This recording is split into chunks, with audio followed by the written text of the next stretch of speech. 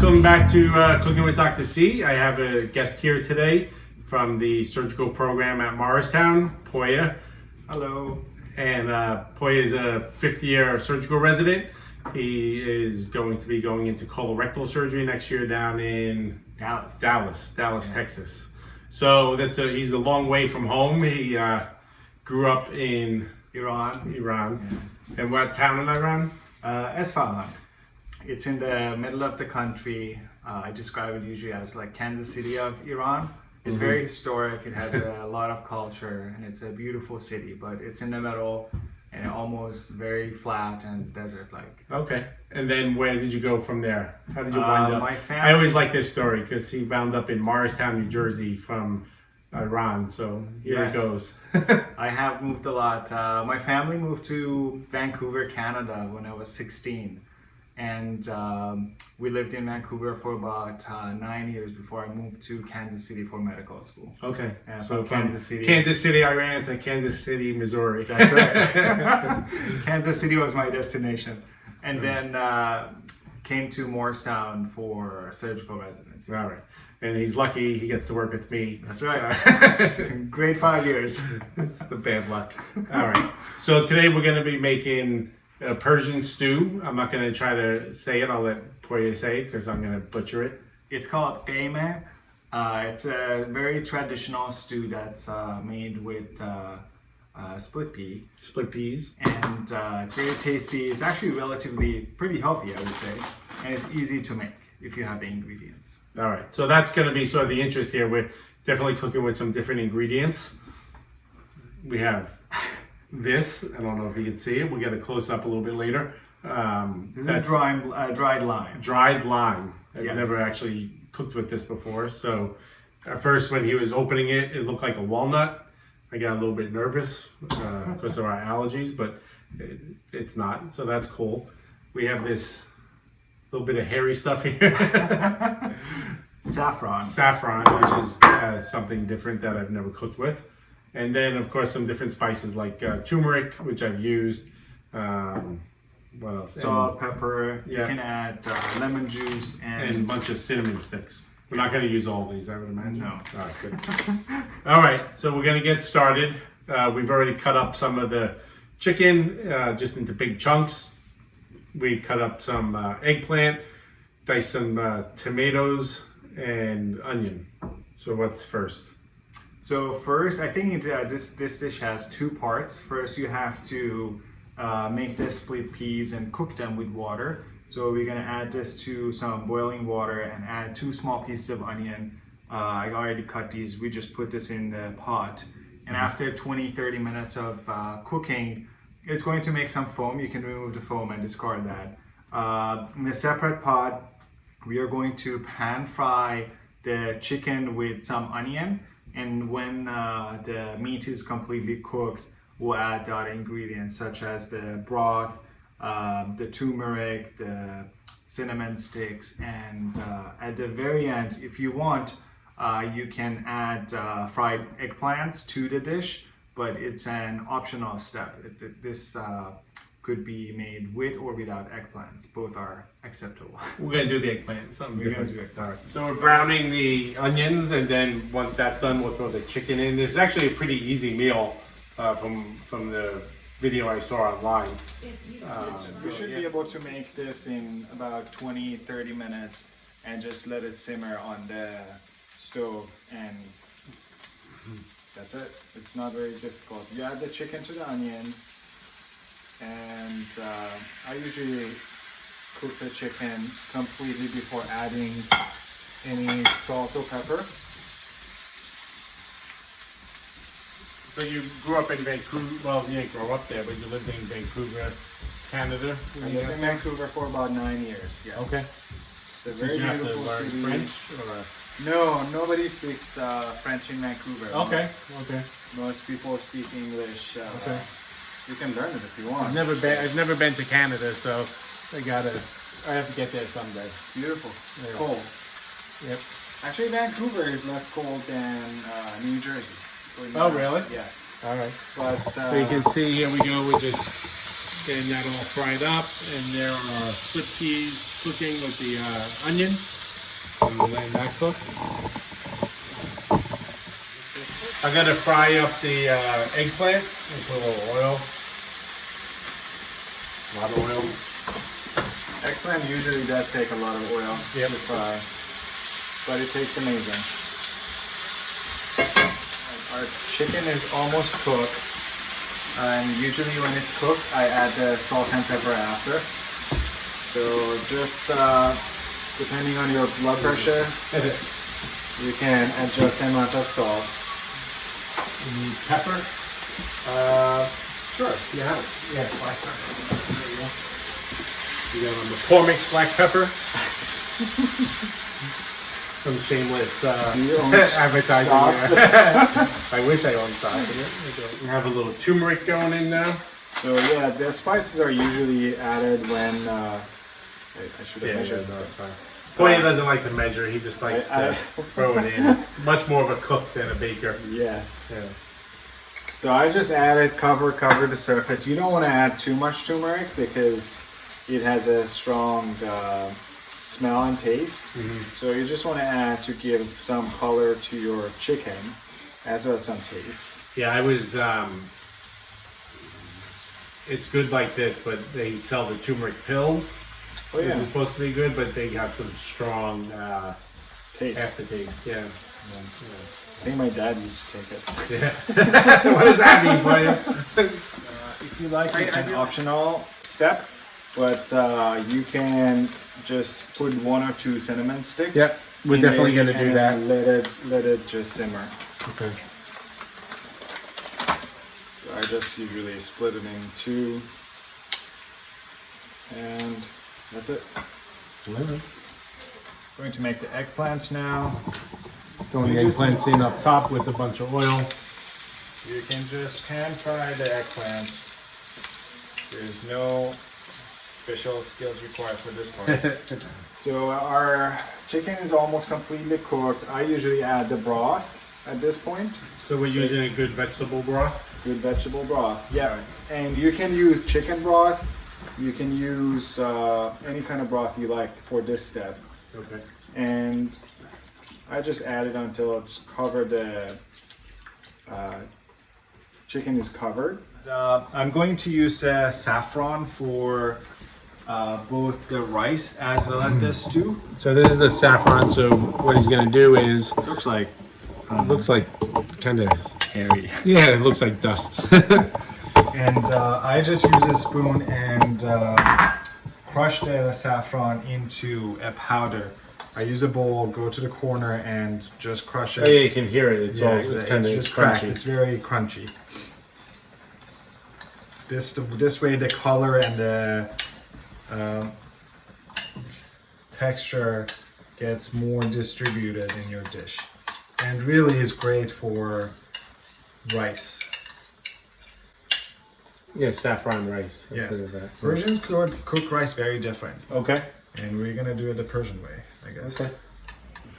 So after about 20 minutes, letting the broth boil with the chicken, we're gonna add the rest of the ingredients. I usually add very small amount of saffron. Does that have a strong flavor? It does. Yeah. You shouldn't add too much. Okay. It will give it a red-orange color and a very good smell. Okay. Saffron is also supposed to make you happy. Okay. I don't know. I'm happy, so No. that's it. I didn't even have it, but I'm happy. No to research see has it. been done on that. Then we'll add the tomatoes. Chopped tomatoes. That's good enough. And we will add the peas. Oh. So the split peas are going to soak up a lot of the vegetable broth. So if they soak up too much and it becomes too thick, then we'll just add more of the vegetable broth. There you go. That looks really good. And we can add our dried limes. These dried limes, obviously, like a lime, it has the seeds. I usually take these seeds out before adding them to your stew because the seeds will give it a bitter taste. Do you take, after this cooks, do you take all that out? No, Oh, I mean you don't eat it. You're not supposed to eat Okay, it, but you alright. can just put it aside Like a when bay you're leaf. eating it. Alright. Exactly. And then we're gonna add some Yep. paste. Tomato paste. I usually add the whole can because it's the best part. I really like tomato paste. Gives it a great color and good texture as well as good taste.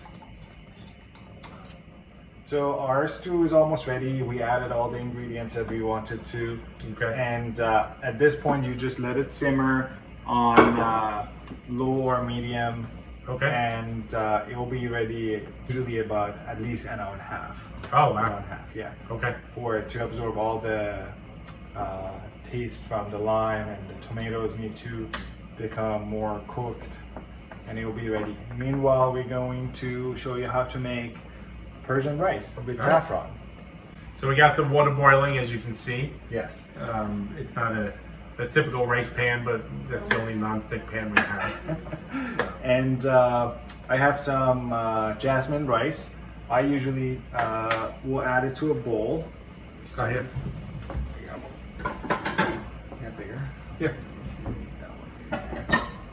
And I add the rice to a bowl, and you rinse this a few times to get the rice dust off. Okay. Is that a thing? Rice dust. Yes. It is a thing now. So. And then after you rinse it a few times, you can add the rice to your bowl. It might overflow, but that's okay. Again, we're not doing any measurements here because Yes. Poya doesn't like to measure. Don't believe in measurements. Alright, cool. I'm gonna throw a little salt in. You can add some salt, depending on your blood pressure again, and some oil. Just minimal amount. The oil will stop it from the rice to stick to each other. That's all it does. There we go. Touch of oil, and you'll wait for this to for the rice to become soft. All right, so we're back. The rice is cooking, and you can see it soaked up most of the water. It's nice and soft. You So can do the the next test. step You can is grab it and pinch it, and pinch it it. breaks apart. The next step is we grab this and we take it to the sink. All right, I'm gonna step out of the way so I don't get hot water thrown on me. Yeah, don't want that. I don't think any of the residents would do that, but you never know. So we rinse the whole thing with cold water. So we're back here for step 2 of the rice making. We're gonna heat up some oil, which is in the pan here, and then I'm gonna turn it over to Poya. Sure, the saffron that we crushed, I just added some boiling hot water to it, and we're gonna use this for our potato and some of the rice to make crispy bottom rice. Okay. So when your oil is ready, make sure it's ready. It looks like it is. You grab the potatoes and you just add some saffron on one side to give it a nice color. And you put the potato in the oil. Okay. We took a big russet potato and cut it lengthwise. Yep. After peeling it. So. Same thing here. Goes to the oil. Alright, now we'll let the potatoes get cooked So a you can little see bit. that. We've got that just on the bottom of the pan. Kind of screwed up. Okay. Easy fix. Alright, then I will add some rice to our saffron bowl. Yeah. I thought he was going to do it the other way around. I was like, No. you mean saffron to the rice bowl? So you don't want all of your rice to be saffron, you just want some of it to be saffron for either decoration or for the bottom of your pan. Huh. Because of the color, sometimes they use it for decoration. But we're going to do it slightly different here. So it's important to do this in a non-stick pan? Non-stick pan, yes. Because you want the bottom to come off easily, and you want it to be completely crispy. Alright, so now that we have our saffron rice, I just start filling the gaps between our potato. The rest of your rice goes on the top. Concept is that you want the rice to dry up with the second cook, so you'll stick the end of your spoon and you make steam channels. Oh, okay. You just do this. Oh, this is gonna be good. This is gonna be like nice crunchy. Yeah. You do this, I don't know, 20 times. Punch holes are made. Then we'll place, you can either use a towel or something, or we're gonna use this. Paper towel probably works Paper towel. well because it soaks up. Yeah. And you lay it on the top. And just be careful not to set it on fire. You don't want to And our lid. And you put the lid on. Yep. And you just let your rice cook on probably low heat for about 30 minutes. Okay. This is gonna be the best. All right, we have a lot of direction here from off camera, but basically we cook the rice, it's nice and dried out with the potato on the bottom, so I get the job of flipping it. So, hand on top. Oh, it's a little bit heavy. 1, 2, 3. There you go. Let's see how we did.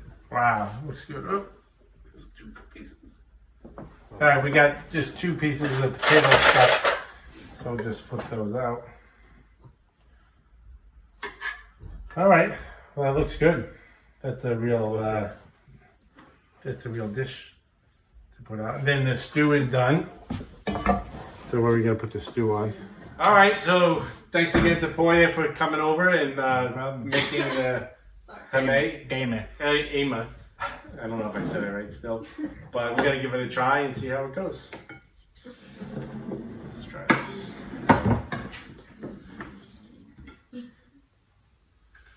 I'm interested in that potato. Oh, what is this? You put it on top? Yeah. Who's chatting? Anybody? We said Snapchat. Go. Thank you. Remember to take out your dried limes. Can you do this? You can actually squeeze it Oh, so really? you get the juice out. There. Ooh, it's hot. It is hot. I thought I was special. We still have a lot of comments being made off camera here. I'm waiting for you to serve us. That's really good. It's definitely different than what I'm used to.